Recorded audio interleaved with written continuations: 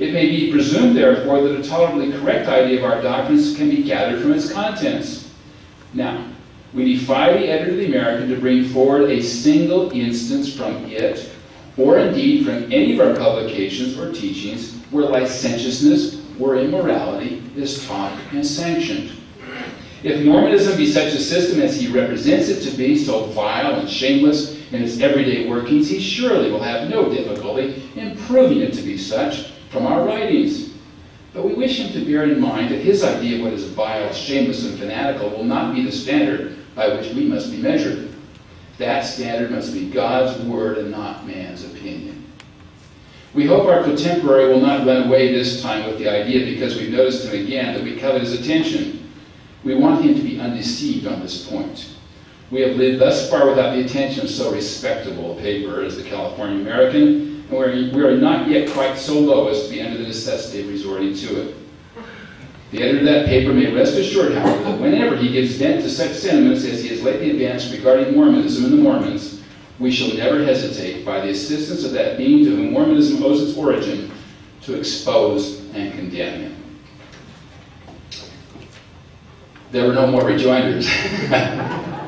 Can of worm down on that one. But were the Mormons of mid-19th century America saints or sinners? The answer would have to be an unqualified both. Like any people, the Mormons had plenty of the good and the bad among them, but to judge the entire religion, either for good or for bad, on the basis of a single individual or on the basis of a single tenet of the religion, such as the little understood principle of polygamy, would be completely unjust. Nonetheless, that's exactly what happened in the frontier West. Far too often, those who did the judging did so on the basis of second or third-hand information, often from those who had once been members of the church, who had left with hurt feelings and personal grudges. For a number of reasons, there's probably no need for polemical apologists such as the young George Buchanan in today's church. Nor is he likely to be remembered by many for his early years as the editor of the Western Standard, overshadowed as they were by his subsequent career as a business executive, political catalyst, and church leader. Buchanan's fiery editorials of 1856 and 1857 are worthy of historical memory.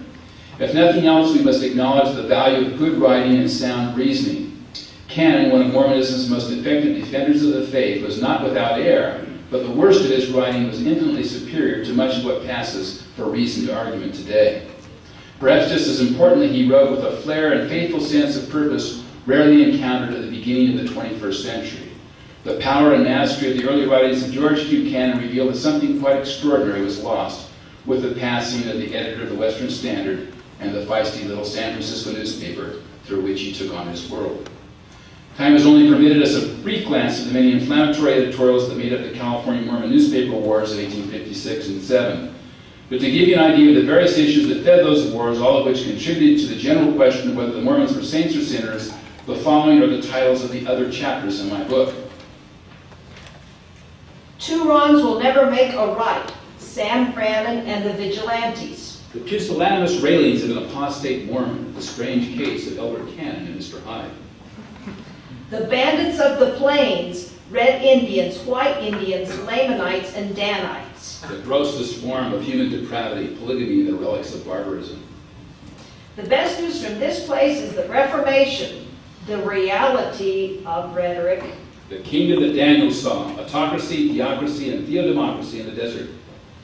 The villainous wholesale calumniator George Drummond and the friends of the court. Judge Drummond. Oh, sorry. That's okay. The hoary-headed Reverend Seducer, the assassination of Parley P. Pratt. The Mormons must be crushed out. War and rumors of war. A horrible massacre of immigrants, vengeance at Mountain Meadows. Faithfully warning the people, Cannon's parting shots. All appearing now at a bookstore near you. Thank you very much.